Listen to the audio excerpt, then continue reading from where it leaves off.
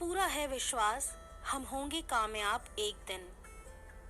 हम चलेंगे साथ साथ, डाल हाथों में हाथ। हम चलेंगे साथ साथ एक दिन। मन में है विश्वास, पूरा है विश्वास, हम चलेंगे साथ साथ एक दिन। रविंद्रनाथ टैगोर एक ऐसा व्यक्तित्व है जिसे शब्दों में बयान नहीं किया जा सकता। अद्भुत प्रतिभा के धनी रविंद्रनाथ टैगोर के बारे में कुछ भी लिखने या बताने के लिए शब्द कम पड़ जाएंगे। वो एक ऐसे विरले साहित्यकारों में से हैं जो कवि, उपन्यासकार, नाटककार, चित्रकार और दार्शनिक थे। ऐसे महापुरुष कई युगों के बाद धरती पर जन्म लेते हैं और इस धरती को अपने महान कर्मों से धन्य कर जाते हैं। रविंद्रनाथ का व्यक्तित्व बेहद प्रभावशाली था। वो अपने लंबे केश, लहराती हुई दाढ़ी और ऊंची पतली काया के कारण प्राचीन भारत के ऋषियों के समान जान पड़ते थे। उनका स्वभाव धार्मिक, हृदय विशाल और विचार उदार थे। ऐसे व्यक्तित्व के धनी लोग मृत्यु के बाद भी एक अमर छाप छोड़ जाते हैं। इनका जन्म 7 मई 1861 को कोलकाता के जोड़ा सांको ठाकुरबाड़ी में हुआ। उनके पिता देवेंद्रनाथ टैगोर और माता शारदा देवी थी। वे अपने माँ बाप की 13 जीवित संतानों में सबसे छोटे थे। बचपन में ही उनकी माता का देहांत हो गया और चूंकि उनके पिता अक्सर यात्रा पर ही रहते थे, इसीलिए उनका लालन पालन नौकरों चाकरों द्वारा ही किया गया। टैगोर परिवार बंगाल रहे नस्सा के अग्र स्थान पर था। वहां पर पत्रिकाओं का प्रकाशन, थिएटर, बंगाली और पश्चिमी संगीत की प्रस्तुति अक्सर होती रहती थी। इस प्रकार उनके घर का माहौल किसी विद्यालय से कम नहीं था। उनके सबसे बड़े भाई द्विजेंद्रनाथ एक दार्शनिक और कवि थे। उनके एक दूसरे भाई सत्येंद्रनाथ टैगोर इंडियन सिविल सेवा में शामिल होने वाले पहले भारतीय थे। उनके एक और भाई ज्योतिन्द्रनाथ संगीतकार और नाटककार थे। उनकी बहन स्वर्ण कुमारी देवी एक कवित्री और उपन्यासकार थी। पारंपरिक शिक्षा पद्धति उन्हें नहीं भाती थी, इसलिए कक्षा में बैठकर पढ़ना उन्हें पसंद नहीं था। जन्म से ही बहुत ज्ञानी थे रविंद्रनाथ। उनकी प्रारंभिक शिक्षा कोलकाता के प्रसिद्ध सेंट जेवियर स्कूल में हुई। बचपन में उन्हें प्यार से रवि बुलाया जाता था। वो अक्सर अपने परिवार के सदस्यों के साथ परिवार की जागीर पर घूमा करते थे। उनके भाई हेमेंद्र नाथ उन्हें पढ़ाया करते। इस अध्ययन में तैराकी, कसरत, जूडो और कुश्ती भी शामिल थे। इसके अलावा उन्होंने ड्राइंग, इतिहास, भूगोल, साहित्य, गणित, संस्कृत और अंग्रेजी भी सीखा। आपको ये जानकर हैरानी होगी कि औपचारिक शिक्षा उनको इतनी नापसंद थी कि कोलकाता के प्रेसिडेंसी कॉलेज में वो सिर्फ एक दिन ही गए। अपने उपनयन संस्कार के बाद रविंद्रनाथ अपने पिता के साथ कई महीनों के बाद भारत भ्रमण पर निकल गए। हिमालय स्थित पर्यटन स्थल डलहौजी पहुंचने से पहले वे परिवार की जागीर शांति निकेतन और अमृतसर भी गए। डलहौजी में उन्होंने इतिहास, खगोल विज्ञान, आधुनिक विज्ञान, संस्कृत, जीवनी का अध्ययन किया और कालिदास की कविताओं की विवेचना की। इसके पश्चात रविंद्रनाथ जोड़ा सांको लौट आए और सन 1877 तक अपनी कुछ महत्वपूर्ण रचनाएं की। उनके पिता प्रारंभ से ही समाज के लिए समर्पित थे, इसीलिए उनके पिता देवेंद्रनाथ रविंद्रनाथ टैगोर को बैरिस्टर बनाना चाहते थे, जबकि उनकी रुचि साहित्य में थी। उन्होंने रविंद्रनाथ को वर्ष 1878 में इंग्लैंड भेज दिया। रविंद्रनाथ टैगोर ने यूनिवर्सिटी कॉलेज लंदन में लॉ की पढ़ाई के लिए दाखिला लिया, पर कुछ समय बाद उन्होंने पढ़ाई छोड़ दी और शेक्सपियर और कुछ दूसरे साहित्यकारों की रचनाओं का स्वयं अध्ययन किया। बैरिस्टर की पढ़ाई में रुचि न होने के कारण सन 1880 में बिना लॉ की डिग्री के वो बंगाल वापस लौट आए। वर्ष 1883 में उनका विवाह मृणालिनी देवी से हुआ। इंग्लैंड से वापस आने और अपनी शादी के बाद से लेकर सन 1901 तक का अधिकांश समय रविंद्रनाथ ने सियालदा में स्थित अपने परिवार की जागीर में बिताया। सन 1898 में उनके बच्चे और पत्नी भी उनके साथ यहाँ रहने लगे थे। उन्होंने दूर तक फैले अपने जागीर में बहुत भ्रमण किया और ग्रामीण और गरीब लोगों के जीवन को बहुत करीबी से देखा। वर्ष 1891 से लेकर 1895 तक उन्होंने ग्रामीण बंगाल के पृष्ठभूमि पर आधारित कई लघु कथाएं लिखी। वर्ष 1901 में रविंद्रनाथ शांति निकेतन चले गए। वो यहाँ एक आश्रम स्थापित करना चाहते थे। यहाँ पर उन्होंने एक स्कूल, पुस्तकालय और पूजा स्थल का भी निर्माण किया। उन्होंने यहाँ पर बहुत सारे पेड़ लगाए और एक सुंदर बागीचा भी बनाया।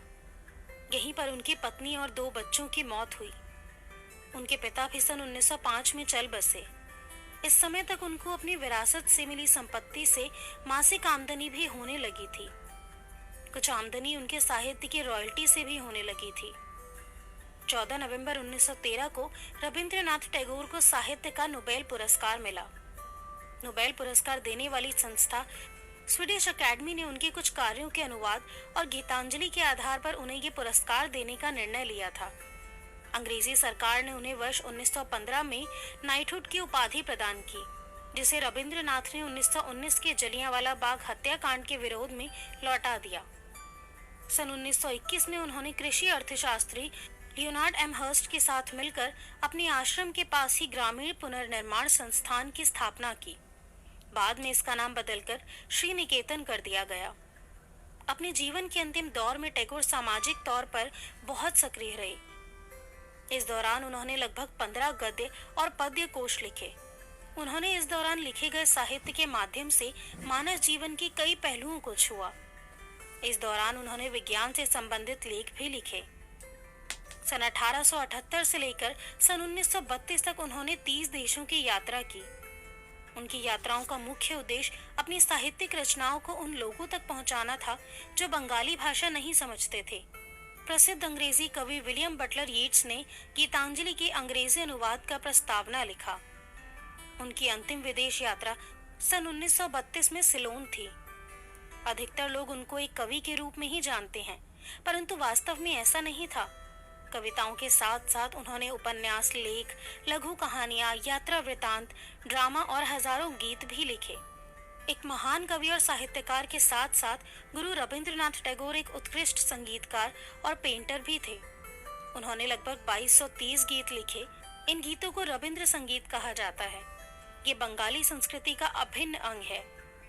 भारत और बांग्लादेश के राष्ट्रगीत जो रविंद्रनाथ टैगोर द्वारा ही लिखे गए हैं, भी इसी रविंद्र संगीत का हिस्सा हैं। लगभग 60 साल की उम्र में रविंद्रनाथ टैगोर ने ड्राइंग और चित्रकला में रुचि दिखाना प्रारंभ किया। उन्होंने अपनी कला में विभिन्न देशों की शैली को समाहित किया। समुद्री मार्ग से भारत से इंग्लैंड जाते समय उन्होंने अपने कविता संग्रह गीतांजलि का अंग्रेजी अनुवाद करना प्रारंभ किया। रविंद्र संगीत बांग्ला संस्कृति का अभिन्न अंग बन गया है। हिंदुस्तानी शास्त्रीय संगीत से प्रभावित उनके गीत मानवीय भावनाओं के विभिन्न रंग पेश करते हैं। उनके राजनैतिक विचार बहुत जटिल थे। उन्होंने यूरोप के उपनिवेशवाद की आलोचना की और भारतीय राष्ट्रवाद का समर्थन किया। इसके साथ साथ उन्होंने स्वदेशी आंदोलन की आलोचना की और कहा कि हमें आम जनता के बौद्धिक विकास पर ध्यान देना चाहिए। इस प्रकार हम स्वतंत्रता का मार्ग प्रशस्त कर सकते हैं। भारतीय स्वतंत्रता आंदोलन के समर्थन में उन्होंने कई गीत लिखे। सन 1919 के जलियांवाला बाग नरसंहार के बाद उन्होंने अंग्रेजों द्वारा दी गई नाइटहुड उपाधि को लौटा दिया। गांधी और अंबेडकर के मध्य अछूतों के लिए पृथक निर्वाचक मंडल मुद्दे पर हुए मतभेद को सुलझाने में उनकी महत्वपूर्ण भूमिका रही। रविंद्रनाथ टैगोर को अपने जीवन में कई उपलब्धियां या सम्मान से नवाजा गया, परंतु सबसे प्रमुख थी गीतांजलि। वर्ष 1913 में गीतांजलि के लिए रविंद्रनाथ टैगोर को नोबेल पुरस्कार से सम्मानित किया गया। रविंद्रनाथ एक विश्वविख्यात कवि, साहित्यकार और दार्शनिक थे। वे अकेले ऐसे भारतीय साहित्यकार हैं जिन्हें नोबेल पुरस्कार मिला है। वे नोबेल पुरस्कार पाने वाले प्रथम एशियाई और साहित्य में नोबेल पाने वाले पहले गैर यूरोपीय भी थे। वे दुनिया के अकेले ऐसे कवि हैं जिनकी रचनाएं दो देशों का राष्ट्रगान है। भारत का राष्ट्रगान जन गण मन और बांग्लादेश का राष्ट्रीय गान अमर सुनार बांग्ला। गुरुदेव के नाम से भी प्रसिद्ध रविंद्रनाथ टैगोर ने बांग्ला साहित्य और संगीत को एक नई दिशा दी। उन्होंने बंगाली साहित्य में नए तरह के पद्य और गद्य और बोलचाल की भाषा का भी प्रयोग किया। इससे बंगाली साहित्य क्लासिकल संस्कृत के प्रभाव से मुक्त हो गया। रविंद्रनाथ टैगोर ने भारतीय सभ्यता की अच्छाइयों को पश्चिम में और वहां की अच्छाइयों को यहाँ लाने में प्रभावशाली भूमिका निभाई। उनकी प्रतिभा का अंदाजा इसी बात से लगाया जा सकता है कि जब वो मात्र 8 साल के थे तब उन्होंने अपनी पहली कविता लिखी थी। 16 साल की उम्र में भानु सिम्हा उपनाम से उनकी कविताएं भी प्रकाशित हुई। वे घोर राष्ट्रवादी थे और ब्रिटिश राज की भर्त्सना करते हुए देश की आजादी की मांग की। जलियांवाला बाग कांड के बाद उन्होंने अंग्रेजों द्वारा किए गए नाइटहुड का त्याग कर दिया।